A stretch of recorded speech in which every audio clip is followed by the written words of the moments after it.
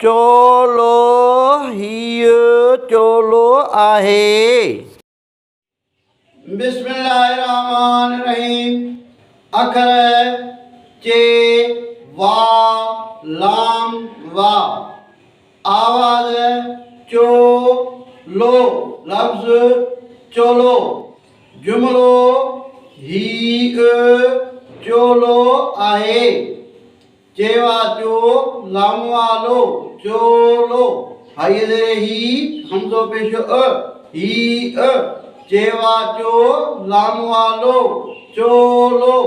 अलफमंद आ हाय हे आहे। चोलो हीअ चोलो आहे। चोलो लफ्ज़ अलफवा ओ वारी पट्टीअ जे आवाज़नि मां आहे। चोलो मुज़क्किर लफ्ज़ आहे। चोलो अदद वाहिद। चोला अदद जमो आहिनि। चोलो ग्रामर में इस्म आहे। चोलो लफ्ज़ जी माना आहे पहिराण ज़नानो कुर्तो। चोलो कपिड़े मां ठहंदो आहे। चोलो दर्ज़ी या दर्ज़ियाणी सिबंदी आहे। चोलो जिस्म जो पर्दो हूंदो आहे। अलफा ओ जे आवाज़नि मां कुझु ॿिया लफ़्ज़ टोलो लोटो मोटो छोड़ो जोड़ो बोड़ो सोटो वग़ैरह।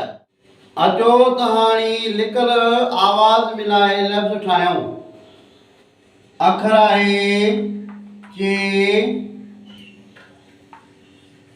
अखर आहे ते। अखर आहे सीन। अखर आहे ते। हिननि खे आवाज़नि में मटाइबो। स त च त। हे आहिनि पेशनि जो आवाज़। हाणे हीअं बि लफ़्ज़ ठाहिणो आहे हीअं बि लफ़्ज़ ठाहिणो आहे। विच में लिकल आवाज़ खे ॻोल्हणो आहे। पेशनि मां बि थी सघे थो ज़बरुनि मां बि थी सघे थो ज़ेरुनि मां बि थी सघे थो। से स पेशी नज़ावा थींदो स। च स त स स त। हाणे हिननि खे मिलाइबो। पहिरीं आहे च प्लस स प्लस त। लफ्ज़ ठहियो चुस्त।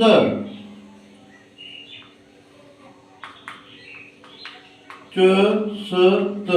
हाणे हिननि जी शिकिल मटिजी वई। जेॾी महिल लफ़्ज़ में ईंदो अचे त उन जी शिकिल मटिजी वेंदी आहे। सीन जी हेठि गोलाई ख़तमु थी वेंदी आहे ऐं ते जी आख़िरी आवाज़ हूंदो आहे उहो मुकमिल लिखिबो आहे। वरी हाणे लिखंदासीं हीअं स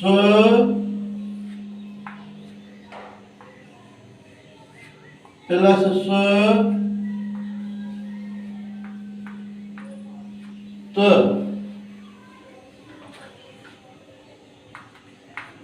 स स त। हाणे हिननि खे मिलाए लफ़्ज़ ठाहिबो। सीन जी शिकिल मटिजी वई। हिन जी बि मटिजी वई।